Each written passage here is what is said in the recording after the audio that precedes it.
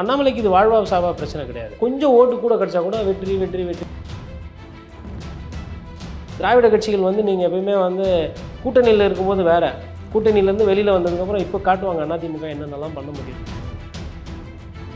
என்ன போய் முதுகில் குத்திட்டேன்னு ஊராக பேசுகிறேன், இப்போ குத்துறேன் நான் உன்னை, இப்போ காட்டுறேன் நான் யார். இதுதான் வந்து ஒரு ஒரு ஒரு நல்ல ஒரு வரவேற்பான ஒரு விஷயம். வீரமணி அவர்களுக்கு ஏசி சண்முகத்தை வெற்றி பெற வைக்கிறது கடினம், ஆனால் ஏசி சண்முகத்தை தோக்கடிக்கிறது சுலபம், ஈஸி. அண்ணன் நேராஜா வந்துட்டு சாதாரணமாக இருக்கிறவங்க கூட கோவம் வர மாதிரி எப்படின்னா பேசி விட்ருவார். இந்து கடவுள் அப்படி, இந்து கடவுள் இப்படி, சனாதனத்தை ஒழிப்பேன்னு அவர் பேசாமல் இருந்தார்னா அவரோட வெற்றி வாய்ப்பு பிரச்சனை இல்லாமல் போகும். மத்திய சென்னையில் வந்து வினோத் செல்வன் வந்து ஓட்டு வாங்குவார். அதுக்கு நன்றி யாருக்கு சொல்லணும்னா ஐயா தயநிதி மாறனுக்கு தான் சொல்லணும். அதுக்கப்புறமா வந்து ரொம்ப ரொம்ப முக்கியமான தொகுதின்னு பார்த்தீங்கன்னா தேனியை பொறுத்தவரைலாம் பார்த்தீங்கன்னா டிடிவி தினகரன் திருப்பி அங்கே போகிறாரு. தங்க தமிழ்ச்செல்வன் அதாவது ஆங்கிலத்தில் சொல்லுவாங்க ஃபைட் ஃபார் இஸ் மணின்னுவாங்க. தங்க தமிழ்ச்செல்வன் வந்து இந்த வாட்டி தேர்தல் அங்கே சும்மா டாப் கிளாஸாக இருக்கும். இதில் நம்ம பேசுகிறப்பே கோவையும் பேசிடலாம் நினைக்கிறேன். அண்ணாமலையே ஸ்டேட்டாக கண்டெஸ்ட் பண்ணுறாரு, அங்கே எப்படி இருக்க போகுது? ரெண்டு பேர் சீரியஸாக சண்டை போட்டுனுக்குறோம், நீ வேறு குறுக்கில் வந்து பேப்பர் போய் அப்படி அங்கிட்டு நில்லு, அந்த அந்த அந்த விஷயம் மாதிரிலாம் ஆரம்பிக்குது. திமுகவில் இருக்கிற கேண்டிடேட் வந்து ரொம்ப அமைதியான ஒரு ஆள். பண்ணி ஆல்ரெடி கரூர்லேருந்து கொஞ்சம் டீம் இறங்கிடுச்சு. அப்படி நிற்கிறாங்க அப்படின்னும் போது they're also taking this election very serious.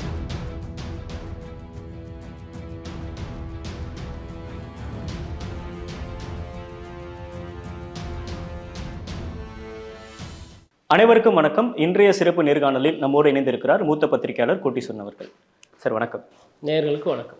அரசியல் கணம் மிகவும் சூடு பிடிக்க ஆரம்பிச்சிருக்கு. எல்லா தொகுதிக்கான வேட்பாளர்களும் அறிவிச்சிட்டாங்க. நீங்கள் ஸ்டார் தொகுதி அப்படின்னு இந்த தொகுதியிலாம் திமுக ஜெயிக்கிறதுக்கு ரொம்ப கஷ்டமாக இருக்கும், அதிமுகவும் சரி பாஜகவும் சரி ரொம்ப டஃப் கொடுப்பாங்க அப்படின்னு நினைக்கக்கூடிய தொகுதிகள்லாம் என்ன? உங்களுக்கு வந்து மும்முனை போட்டி ஒரு சில இடத்துல நடக்கும். அந்த மும்முனை போட்டி ஏன் நடக்க போகுது அப்படின்னா, பாரதிய ஜனதா கட்சி வளர்ந்துருக்கு, அதனால் 18% விழுக்காடு வந்துட்டாங்க அப்படின்ற பொருள் கிடையாது. சொந்த செல்வாக்கில் ஒரு சில கேண்டிடேட் இருப்பாங்க. அந்த கேண்டிடேட்டுக்குனுக்கு வந்து அவங்களுக்கு அரசியல் தெரியும், வாக்கு எப்படி வாங்கணும்னு தெரியும், எந்த மாதிரி பூத் அமைக்கணும், இந்த கடைசி நேரத்தில் என்னெல்லாம் பண்ணால் ஓட்டு மாறும் அப்படின்ற இந்த பல்முனை வித்தகர்கள்லாம் இருக்கிறாங்க. இப்போ இந்த மாதிரி இருக்கிறவங்க வந்து ஒரு சில இடத்துல வந்து மும்முனை போட்டியை உருவாக்குறதுக்கு சாத்தியம் இருக்குது. மும்முனை போட்டி உருவாக்கின அந்த சாத்தியம் இருந்தாலும் கூட ஓட்டு பிளவுபட்டுச்சுன்னா திமுகவுக்கு வெற்றி வாய்ப்பு நன்றாக இருக்கும். போன தேர்தலை விட இன்னும் நல்லாயிருக்கும். அப்போ திமுக இப்போ இந்த சொத்து வரி ஏற்றுனது, தண்ணி வரி ஏற்றுனது, கரண்ட் விலை ஏற்றுனது, அதெல்லாம் இப்போ இந்த தேர்தலில் பிரதிபலிக்காதா அப்படின்னு மக்களை நிறைய இடத்துல பாதிச்சிருக்காங்களே, அப்போ அதெல்லாம் வந்து பேசு பொருளாக வராதானா? அது கண்டிப்பாக பேசு பொருளாக இருக்கும். அதற்கு உண்டான வாக்குகள் குறையும். ஆனால் வாக்குகள் பிரியும் போது ஒரு சுலபமான ஒரு வெற்றியை வந்து அவங்க வந்து எடுக்கிறதுக்கு உண்டான வாய்ப்பு இருக்குது.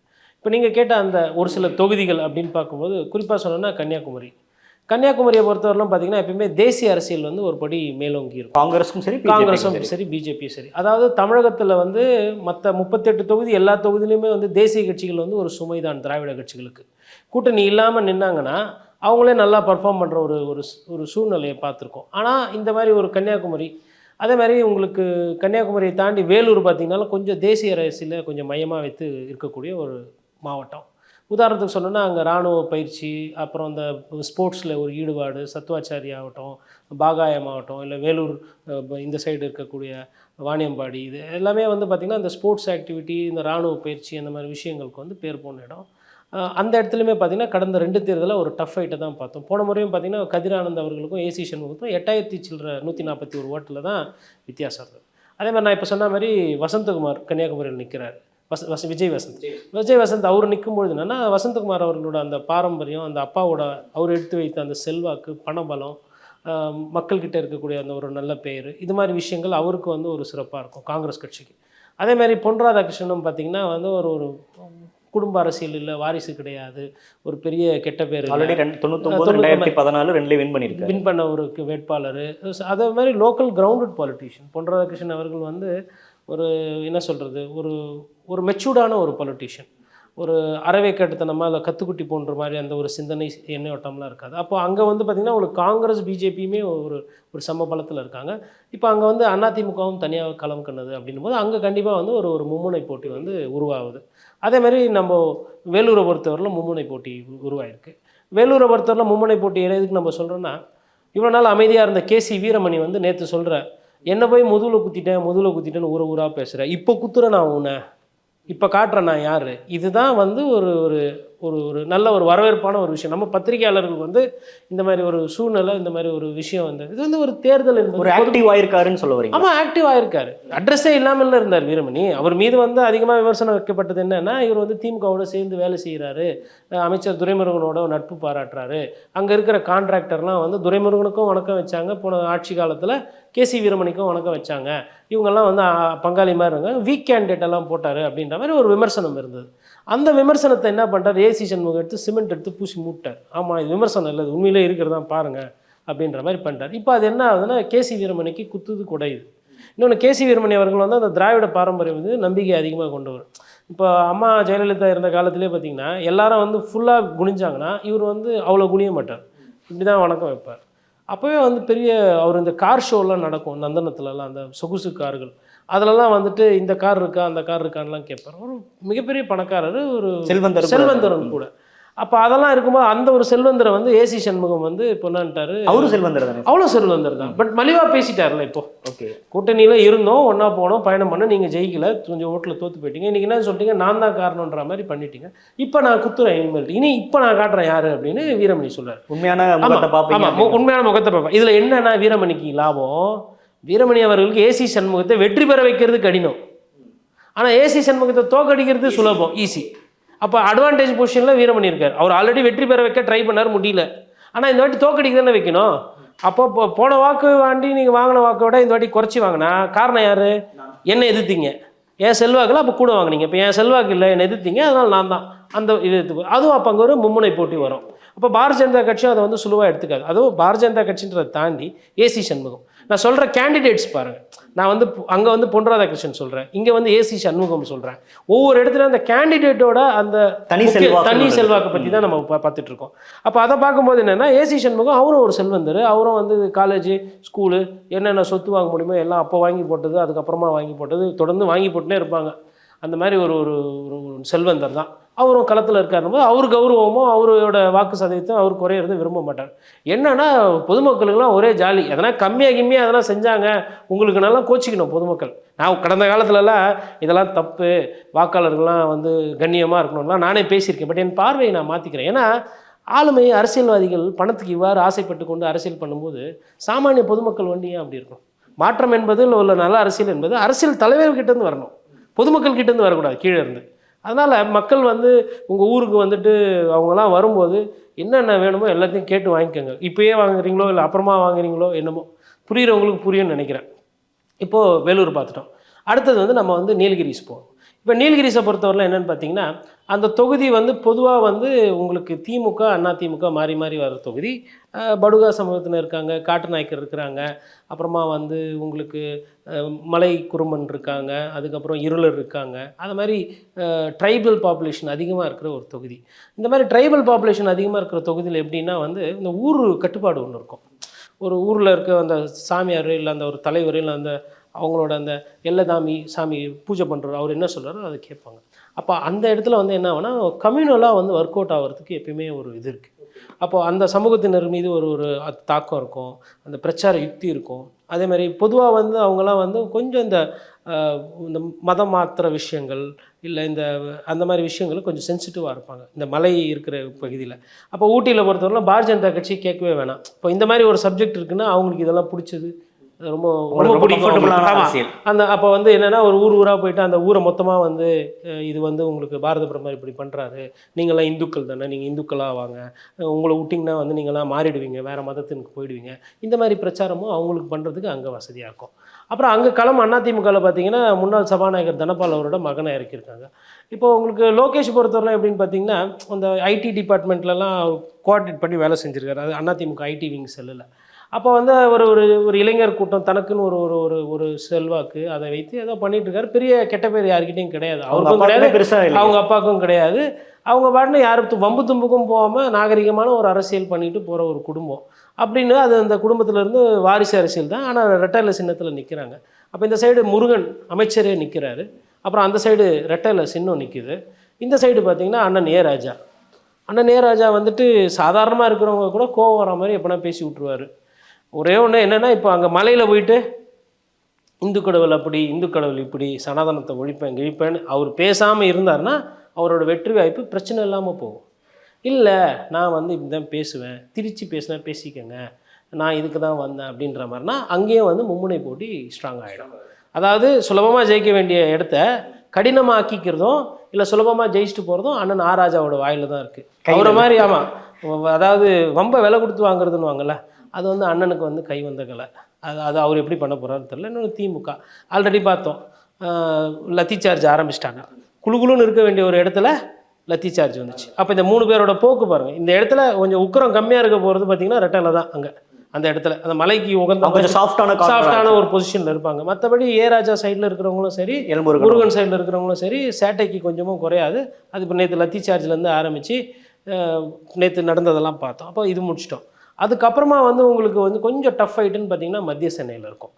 மத்திய சென்னை என்னடா இவர் டஃப் ஃபைட்டு அப்படின்னு சொல்கிறாருன்னா, மத்திய சென்னையில் வந்து வினோத் செல்வன் வந்து ஓட்டு வாங்குவார். ஓகேங்களா? எப்படி ஓட்டு வாங்குவார்னா, அதுக்கு நன்றி யாருக்கு சொல்லணும்னா ஐயா தயநிதி மாறனுக்கு தான் சொல்லணும். இவர் தான் வந்து அமைச்சராக இருந்த காலத்தில் நிறைய ட்ரெயின் எல்லாம் பார்த்தீங்கன்னா ராஜஸ்தானுக்கு, பீகாருக்கு, உத்தரப்பிரதேசுக்குலாம் தமிழ் வாழ்க தமிழ் வளர்கள் சொல்லிட்டு வட இந்தியாவிலேருந்து வரவங்களுக்கு பூரா வேண்டிய வசதி வாய்ப்புகள்லாம் பண்ணி கொடுத்தது இவங்க ஆட்சி காலத்தில் தான். வீடு கட்டணுமா, இங்கே இருக்கவங்களுக்குலாம் பார்த்திங்கன்னா கடினமாக இருக்கும். ஆனால் அப்பார்ட்மெண்ட்டு பார்த்திங்கன்னா பெருசாக வட இந்தியர்களுக்கு தேவைப்படுற மாதிரி எல்லாம் கட்டி அதுக்கெல்லாம் பர்மிஷன் கொடுக்குறது. அது 70 வீடு இருந்தாலும் சரி, தண்ணி கனெக்ஷன் கொடுக்குறது, 300 வீடு வந்தாலும் சரி. அந்த பகுதியில் மக்கள் இருக்கிறப்ப அந்த பகுதி மக்களுக்கான தேவைகளை செய்கிறது ஒன்றும் தவறில்லையே. இல்லை, அது வந்து வளர்ச்சின்றது கேன்சர் கட்டி மாதிரி வரக்கூடாது, புற்றுநோய் போல் வரக்கூடாது. ஒரு பக்கம் மட்டும் வரக்கூடாது, ஒரு பக்கம் அது வீக்கம், அது வளர்ச்சி கிடையாது. இப்போ தண்ணிக்கு என்ன பண்ணுவாங்க, கழிவறை வசதிக்கு என்ன பண்ணுவாங்க, போக்குவரத்து நெரிசலுக்கு என்ன பண்ணுவாங்க, நாளைக்கு ஒரு பூகம்பம் வருது இல்லை ஒரு வெள்ளம் வருது என்ன பண்ணுவாங்க. இப்போ பார்த்தோம்ல வட சென்னையில் ஒரு 2-3 பெரிய பில்டிங்கு தண்ணி இல்லை, கரண்ட் இல்லை, 4 நாளாக கஷ்டப்பட்டதில்ல. அப்போ இதெல்லாம் வந்து அரசியலில் இருக்கிறவங்க கூர்ந்து கவனிக்கணும். ஏதோ நமக்கு 10 ரூபா வருதுன்றது சொல்லி ஜோபியில் வாங்கி போடக்கூடாது. ஏன் அவ்வளோ ஒரு கட்டடத்தில் வந்து காசு வாங்கிட்டாங்கன்னு சொல்லிட்டு வட சென்னையில் இருந்தவங்க பேரெல்லாம் வெளியில் வந்து அவதூறுக்கு உள்ளானாங்கல்ல, முகத்தையே காட்டாமல் 3 நாள் மறைஞ்சு தானே இருந்தீங்க எல்லாம். யார் அடுத்த எஃப்ஐஆர் யார் மேலே வரும், யார் உள்ளே போவாருன்ற மாதிரி. எதுக்கு சொல்ல வரேன்னா, வாங்கி ஜோபியில் போட்டு விட்டதுனுடைய நீட்சி என்ன ஆயிடுச்சுன்னா, இன்றைக்கி தாமரைக்கு அங்கே ஒரு செல்வாக்கு இருக்குது. அண்ணன் சேகர்பாபு சட்டமன்ற உறுப்பினர் நிற்கும்போது 3 வார்டு சவுகார்பேட்டை, அதுக்கப்புறம் எலிஃபென்ட் கேட்டு, யானைக்கவுனி, அதுக்கப்புறம் அந்த சைடு கொண்டித்தோப்புக்கிட்ட எண்ணும்போது அமைச்சர் வந்து பின்தங்குகிறார். செல்வாக்கான அமைச்சர் கட்சிக்காரர்கிட்ட வந்து அண்ணன் தோத்தாருன்னா தொலைச்சுருவார், பார்த்துக்கங்க உங்களாம் பொறுப்பே போயிடுன்ற அளவுக்கு வேலை பார்த்தோம். 3 ரவுண்டில் வந்து 3 வார்டு எண்ணும்போது பின்தங்குகிறார். காரணம் என்னென்னா, பிஜேபிக்காரங்க நிறைய பேர் வந்து செட்டில் ஆகிட்டாங்க. அதாவது ஃபஸ்ட்டு வாட்டி கிடையாது, பிஜேபின்றத விட வட இந்தியர்கள். அதாவது ஃபஸ்ட்டு தலைமுறை கிடையாது, ஃபஸ்ட்டு தலைமுறை கல்யாணம் ஆகி இப்போ அடுத்து அவங்க பசங்க வர ஆரம்பிச்சாங்க. அவங்க ஓட்டு போடுறாங்க, அவங்க வந்து நாங்கள் நேட்டிவ் இங்கே அப்படின்ற அளவுக்கு வந்துட்டாங்க. இதே மாடல் வந்து கிட்டத்தட்ட கோயம்புத்தூர்லேயும் ஒரு சில இடத்துல நம்ம பார்க்கலாம். அங்கேயும் பார்த்தீங்கன்னா அந்த ஹிந்தி பேசக்கூடியது ஆர்எஸ்புரம் நீங்கள் எடுத்துக்கோங்க, சௌராஷ்டிராஸ் எடுத்துக்கங்க, இல்லை காந்தி நகர் எடுத்துக்கோங்க, அந்த உக்கடம் பக்கத்தில் இருக்குது அந்த இடம்லாம் பார்த்தீங்கன்னா வந்து அந்த சௌராஷ்டிராவோட பீப்புள் ஜாஸ்தி இருக்காங்க, வட இந்தியர்கள் அதிகமாக இருக்காங்க. ஃபஸ்ட்டு சேடு கடை வரும், அதுக்கப்புறம் அதை சுற்றி பான்பராக் கடை வரும், அதுக்கப்புறம் பானிபூரி கடை வரும், அப்படி ஜவுளி கடை வரும். அது மாதிரி அதாவது இப்போ ஒருத்தர் பீகார்லேருந்து வந்திருப்பார், ஒருத்தர் ராஜஸ்தான்லேருந்து வந்திருப்பார், ஒருத்தர் கட்டிட வேலை செய்யறதுக்கு உத்தரப்பிரதேசத்துலேருந்து வந்திருப்பார். ஆனால் இந்தின்னு வரும்போது எல்லாம் ஒத்துமையாகும், தாமரன் வரும்போது ஒத்துமையாகும். நம்ம இங்கேருந்து பார்க்கும்போது நம்ம வந்து எல்லாருமே சேடுன்போம், அப்படி கிடையாது. ஒவ்வொரு ஸ்டேட்லேருந்து குஜராத் பாலிடிக்ஸ் வேறு, ஆமாம் ஜாகிரபி பாலிடிக்ஸ் வேலை செய்யும். அப்போ அது மத்திய சென்னையில் வந்து என்னன்னா, தயநிதி மாறன் ஜெயிப்பார்னா போன வாட்டி வந்து 3.5 லட்சம் ஓட்டில் சாம்பால் எதிர்த்து ஜெயிச்சார். அப்போ வந்து பாமக கொடுத்தாங்க. பாமக என்ன கதைன்றது மக்களுக்கு தெரியும், அதுவும் மத்திய சென்னையில். அப்போ இப்போ வந்து அங்கே வந்து பிஜேபி நிற்கிதுன்னும் போது அது என்னன்னா ஓட்டு வந்து கணிசமாக வாங்குவார். அதே மாதிரி இங்கே வந்து தேசிய முற்போக்கு திராவிட கழகத்தில் பார்த்தசாரதி நிற்கிறார். பார்த்தசாரதியும் கணிசமாக ஓரளவுக்கு ரெட்டையில் ஓட்டு டிரான்ஸ்ஃபர் ஆனால் வாங்குவார். பட் என்னன்னா தயநிதி மாறனுக்கு இப்போது நேரம் நல்லாயிருக்கும். என்னென்னா அவரும் ஓட்டை பிரிப்பார், யார் வினோஜும் ஓட்டை பிரிப்பார், இவரு கொஞ்சம் ஓட்டை வாங்கும்போது என்ன ஆகிடும்னா ஃப்ரீ ஆகிடும். இப்போ இந்த தேர்தலில் டஃப்பாக இருக்க வேண்டிய ஒரு சூழ்நிலை வந்தால் கூட ஓட்டை பிரிக்கும் போது சம்டைம்ஸ் ஃப்ரீ ஆகும். அந்த மாதிரி மத்திய சென்னையில் இப்போ இதே அதிமுகவும் பாரதிய ஜனதா கட்சியும் கூட்டணியாக இருக்குன்னா மத்திய சென்னை வந்து இன்றைக்கி வந்து தயநிதி மாறனுக்கு டஃப் ஆகிருக்கும். அதில் வந்து எந்த விதமான டவுட். அதாவது நம்ம இதை எதுக்கு பதிவு பண்ணோன்னா, இந்த காலனைசேஷன் வந்து நடந்துக்கிட்டு இருக்கு. ஒரு சாதியினர் ஒரு சமூகத்தினர் ஒரே இடத்துல சேர்ந்து அவங்களுக்குள்ள நீங்கள் போய் பாருங்கள், நிறைய இடத்துல வந்து ரோடு போட்டு பிரேக் பண்ணி வச்சுருப்பாங்க. வெஜிடேரியன் ஒன்லி, இங்கே நான் வெஜிடேரியன் சாப்பிட்றவங்க உள்ளே வரக்கூடாது, ஒன்லி ஹிந்தி ஸ்பீக்கிங், அங்கேயே ஒரு பார்டர் இருக்குன்னு. அது மாற்றம் இருக்குது. அந்த மாதிரி பார்டர்லாம் இருக்குது. இந்த பிரச்சனைகள்லாம் இருக்குது. அப்போ இது ஒரு தொகுதி. அதுக்கப்புறமா வந்து ரொம்ப ரொம்ப முக்கியமான தொகுதின்னு பார்த்தீங்கன்னா தேனியை பொறுத்தவரைக்கும் பார்த்தீங்கன்னா டிடிவி தினகரன் திருப்பி அங்கே போகிறாரு. இப்போது டிடிவி தினகரன் வந்து தொடர் தோல்வி, ஆர்கே நகர் வெற்றிக்கு பிறகு ஒன்றும் பெருசாக இல்லை, கோயில்பட்டியில் தோற்று போனார். அப்போது தொகுதி மாறி மாறி நிற்கிறதுன்றது அண்ணன் டிடிவி தினகரனுக்கு புதுசு கிடையாது. ஆனால் அவர் எதை நம்பி மனசில் நினச்சி போகிறாங்கன்னா, நம்ம சாதி ரீதியாக நமக்கு வாக்குகள் கிடைக்கும், ஓபிஎஸோட சொந்த இடம் அது, ஓபி ரவீந்திரநாத் விட்டு கொடுக்குறாரு, அவங்களாம் எல்லாம் இறங்கி வேலை செய்வாங்க அப்படின்னு அந்த நம்பிக்கையில் போகிறார். ஜெயிக்கிறாரு தோக்குறாரு தாண்டி ஓட்டு வாங்குவார், அதில் எந்த விதமான மாற்று கருத்தும் கிடையாது. அப்போ டிடிவி தினகரன் ஓட்டு வாங்குறாரு. அப்போ அந்த கட்சியில் திமுக கூட்டணியில் இருக்கிறவங்களும் சரி, அதிமுக கூட்டணியில் இருக்கிறவங்களும் சரி, திமுக கூட்டணியில் தங்க தமிழ்ச்செல்வன் பழைய ஆமாம் குரு சிஷ்யன்லாம் இல்லை. அதாவது நிறைய பேர் குருன்னு சொல்கிறீங்க, இந்த குருங்களுக்கு பின்னாடி சிஷ்யனுங்களோட உழைப்பு வேர்வையெல்லாம் நிறைய நேரத்தில் கடந்து போயிடுறாங்க. ஆர்கே நகர் வெற்றியை வந்து நான் கிட்டே இருந்து பார்த்தவன், நான் ஒரு பத்திரிகைக்காரன் தான். அதுக்கு வந்து புள்ளையார் சொல்லி போட்டு மொத்த முழு காரணம் வெற்றிவேல் கூட தங்க தமிழ்ச்செல்வன் போன்றவர்கள், செந்தில் பாலாஜி போன்றவர்கள், அந்த மாதிரி தலகர்த்தாக்கள் கூட இருந்தாங்க.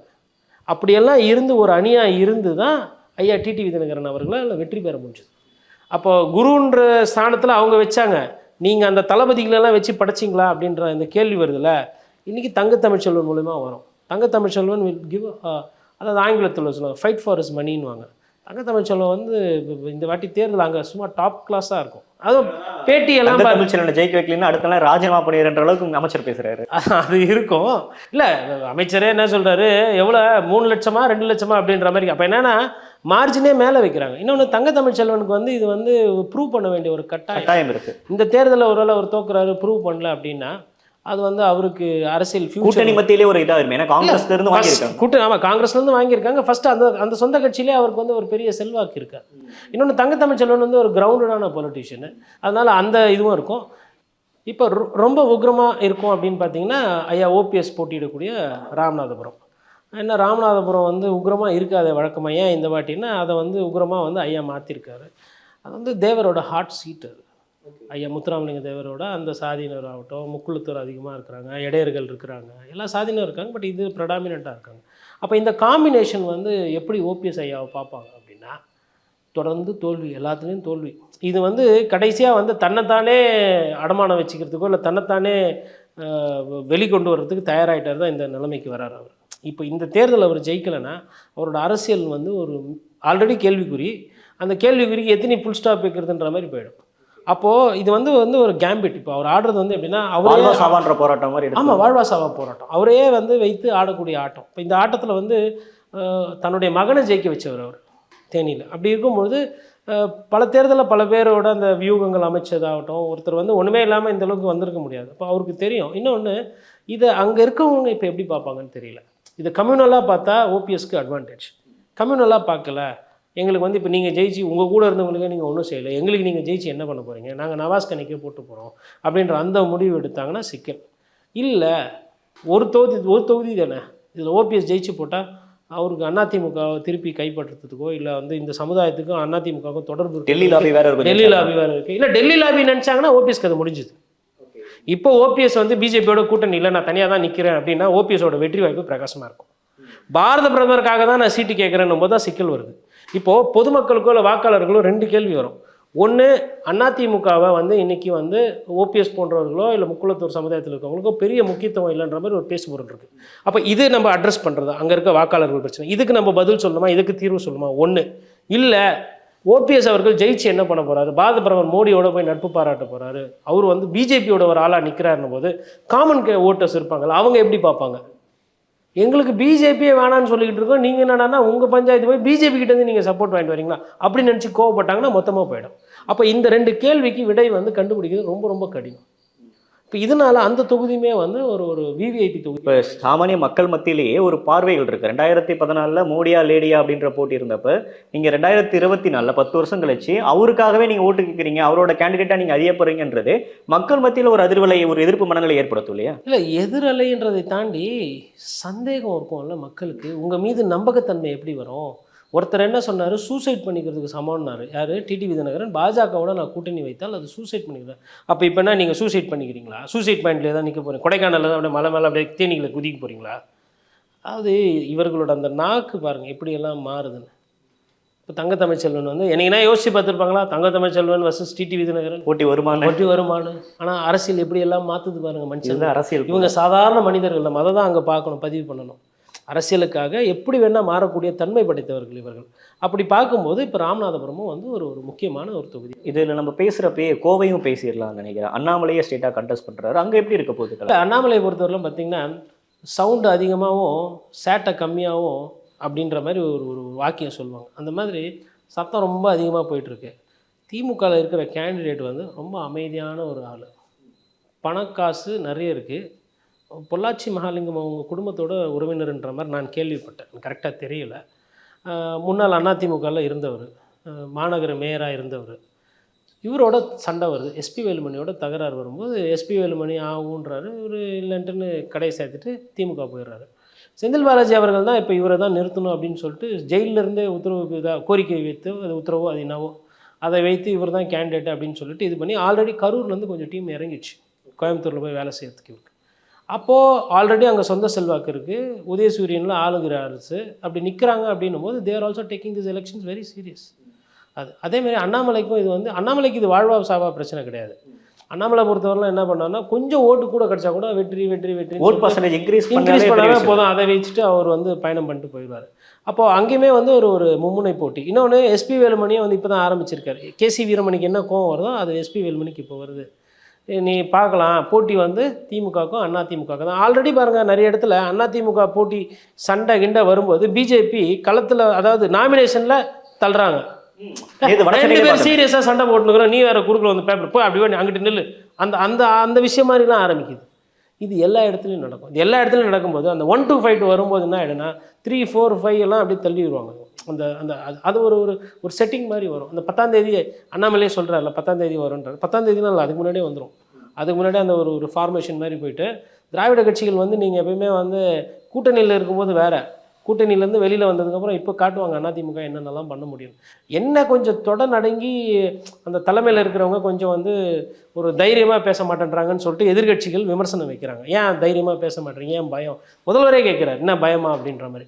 அதற்கு வந்து கொஞ்சம் அவங்க ஸ்ட்ரெயிட்டாக பதில் சொன்னாங்கன்னா அவர்கள் மீது நம்பிக்கைத்தன்மை வரும். இல்லைன்னா அடடை இது வந்து சும்மாங்காட்டே இப்போ பண்ணுறாங்க, மேபி ஜெயிச்சா பிஜேபி கூட போய் சேர்ந்துருவாங்கன்னு நினச்சாங்கன்னா வர ஓட்டும் வராது.